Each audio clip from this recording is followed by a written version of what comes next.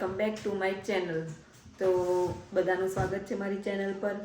શિયાળામાં બધા શાકભાજી મસ્ત મળે છે, તો રીંગણ બી એટલા મસ્ત મસ્ત આવેલા છે। તો આજે આપણે બનાવીશું ભરેલા રીંગણ એકદમ મસ્ત રીતે।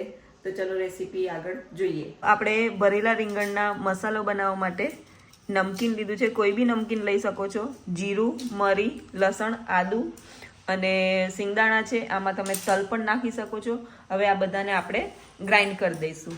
અહીંયા આપણો મસાલો પીસાઈ ગયો છે, જો આવી રીતે મિક્સરમાં પીસી કાઢીને એટલે આવું થઈ જશે। પીસી ગયેલા મસાલામાં આપણે કુમઠી મરચું છે, આ 1 ચમચી નાખ્યું, 1 કે 1.5 ચમચી, કેમ કે એનાથી કલર સારો આવે। ધાણા જીરું પાવડર નાખીશું આપણે, એ બી 1 ચમચી જેટલું, એટલે તમારા હિસાબથી નાખવાનું જેટલું આપણે રીંગણ હોય એટલે।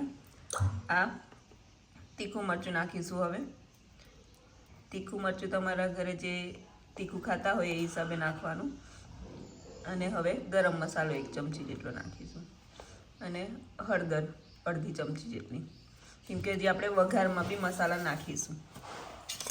હવે આને આપણે સારી રીતે મિક્સ કરી દઈશું। મસાલામાં આપણે બાઇન્ડિંગ આવે એની માટે આપણે તેલ ઉમેરીશું થોડું, મસાલો એમાં ચોંટી રહે। વઘાર કરવા માટે આપણે 2 ડુંગળી કાપી લીધી છે ઝીણી ઝીણી, ટામેટું નાનું હતું એટલે એ બી 2 કાપી લીધેલા છે। અને મસાલામાં આપણે આદુ, લસણ, જીરું અને મરી વાટીને રાખેલા છે। આ બધું વઘાર કરવા માટેનો મસાલો છે। આપણે રીંગણને અહીંયા સારી રીતે ધોઈ નાખેલા છે। હવે નૂછીને એને ભરવા માટે મૂકી દઈએ। આપણે રીંગણને આવી રીતે એની આ કાઢી નાખવાનું।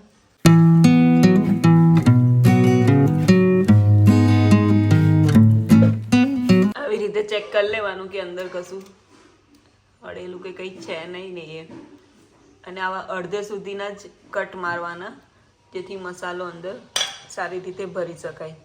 આ રીતે આપણા બધા રીંગણ કાપી નાખેલા છે, એટલે અડધા સુધીના જ કટ મારેલા છે। હવે આપણે એને ભરી દઈશું। આખા કટ હોય ને તો મસાલો હોલ્ડ નહીં કરી શકે, એટલે હાફ સુધી જ એને કટ મારવાના।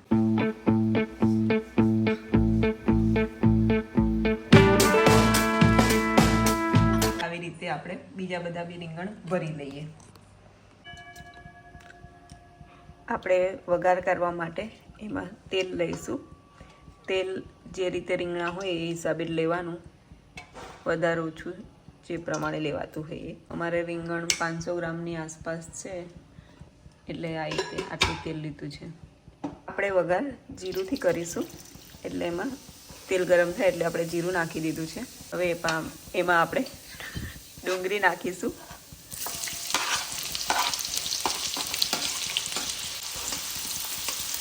ડુંગળી ગોલ્ડન બ્રાઉન થઈ જાય એના પછી આપણે ટામેટુંને જે પેલો મસાલો વાટ્યો તો એ નાખીશું એમાં। ડુંગળી આપણી સરસ મજાની ગોલ્ડન બ્રાઉન થઈ ગઈ છે, એટલે હવે આપણે જે મસાલો વાટ્યો હતો એ એમાં ઉમેરીશું।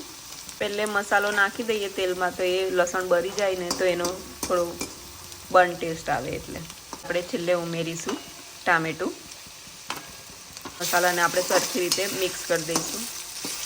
આપણા ટામેટા બી અધકચરા ચડી ગયા છે, એટલે હવે આપણે એમાં નાખીશું હળદર, લાલ મરચું, આ કુમઠી મરચું છે એટલે થોડું વધારે જ નાખીશું।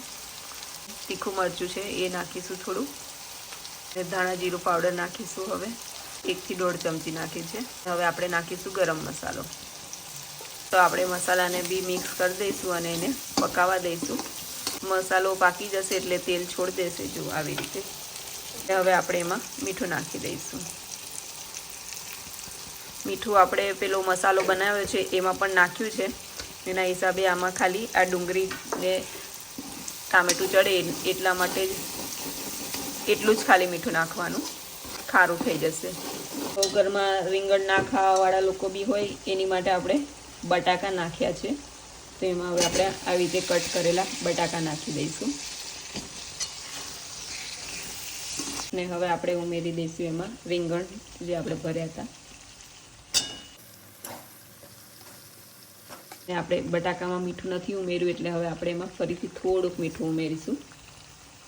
હવે આપણે એને ધીરે રહીને ફેરવી લઈશું આ રીતે જેન્ટલી।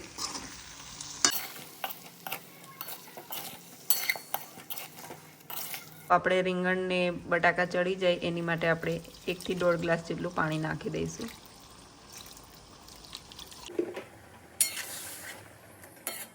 તો આપણો જે ભરતા મસાલો વધ્યો હતો એ હવે આપણે એમાં ઉમેરી દઈશું, એટલે એનાથી થોડો આમ રસો ઘાટો થઈ જાય.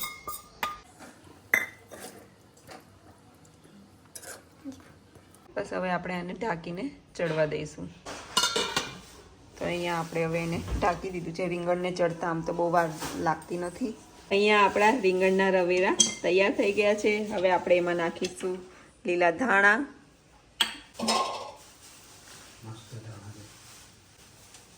તો તૈયાર છે આપણું ભરેલા રીંગણનું શાક. અને તમે રોટલા સાથે બી ખાઈ શકો છો. તો તમે જોયું ને, એકદમ સરળ રીતે રેસ્ટોરન્ટ સ્ટાઇલ ભરેલા રીંગણનું શાક કેટલું મસ્ત બન્યું હતું. એકદમ યમ્મી અને ટેસ્ટી બન્યું હતું. તમે પણ ઘરે જરૂરથી ટ્રાય કરજો. વિડીયો ગમ્યો હોય તો લાઈક, શેર અને સબસ્ક્રાઈબ જરૂરથી કરી દેજો. Bye bye.